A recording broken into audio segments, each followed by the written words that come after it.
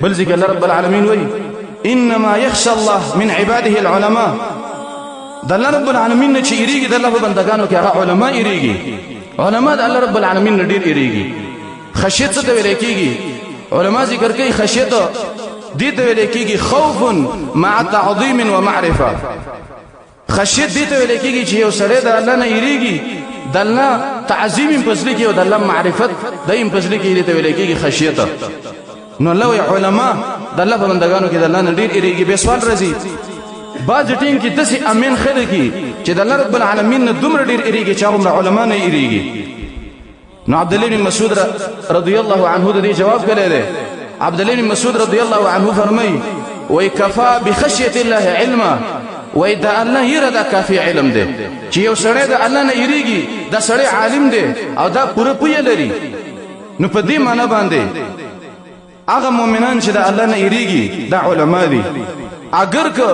دی احکامات نه پیژني دې ته ویل کېږي عالم بالله لا بامر الله داخلك الله پیژني خیر دې احکامات نه پیژني مسائل نه پیژني خو لیکن اصلي علم چې کوم دی د خلکو د اصلي علم کله دی لکه صحابه ته چې موږ تاسو وګورو صحابه چې دا ټول علما نو کله چې د صحابه یو مسله کې شک راغی اشتباه رااله نو هغه ابو بکر عمر عثمان علي رضي الله عنهم دغننګي زید بن ثابت معاذ بن جبل ابي بن كعب دا علماء بعضی په صحابو کې موجود داغونه په صحابو ته پوښ کو ټول صحابه علما نو خو لیکن د الله علم د الله دیر علم دا د هر صحابي سره موجود په دې بنا باندې په هر انسان باندې دا فرض نه دی چې د لارښ مدرسې ته او په مدرسې کې دی فقه وي فنون دی وي منطق دی وي دغننګي بلاغت دی وي نحو دی وي صرف دی وي دا په هر انسان باندې فرض نه دي چې د مدرسې ته لاړ شي دا فرض کفایي دي خو لیکن د الله د یری علم دا په هر بنده باندې فرض دی چې د الله نه ویریږي او د الله د یری علم از دکی چې د الله یری څه ویل کیږي بل ذکر الله رب العالمین وی سورۃ الانفال کې انما المؤمنون الذين اذا ذكر الله وجلت قلوبهم الله وی مؤمنان هغه خلق دي چې کله الله یاد کړي شي نو د دې مؤمنانو د زړه یریږي وجل پر راځي حسن بصری رحمه الله نه چاته پوښتنه وای آیت مؤمن یو کنه وای حسن بصری رحمه الله ته ویلې وای کچیر ته په دې معنی باندې وای چې زه مؤمن یم چیر الله منل رسول منل قیامت منل قران منل او په دې باندې یقین شته وای په دې باندې ان شاء الله زه مؤمن یم خو لیکن کچیر ته ستاسو مقصدی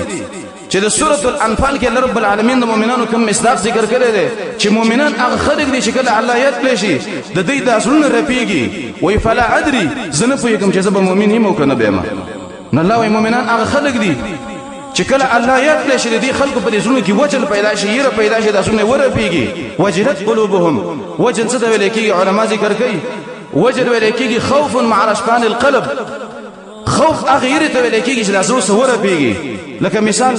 یو ماشوم د پلار په قار شي یو د مشر په قار شي او د دې ماشوم د زړه ور پیږي دقه ته ویل کېږي وجل بنده به الله رب العالمین سره دقه سي چې کله د الله تذکره وشي نو د دې مؤمن انسان د زړه بدقه سره پیږي لکه څنګه چې د ماشوم د زړه ور پیږي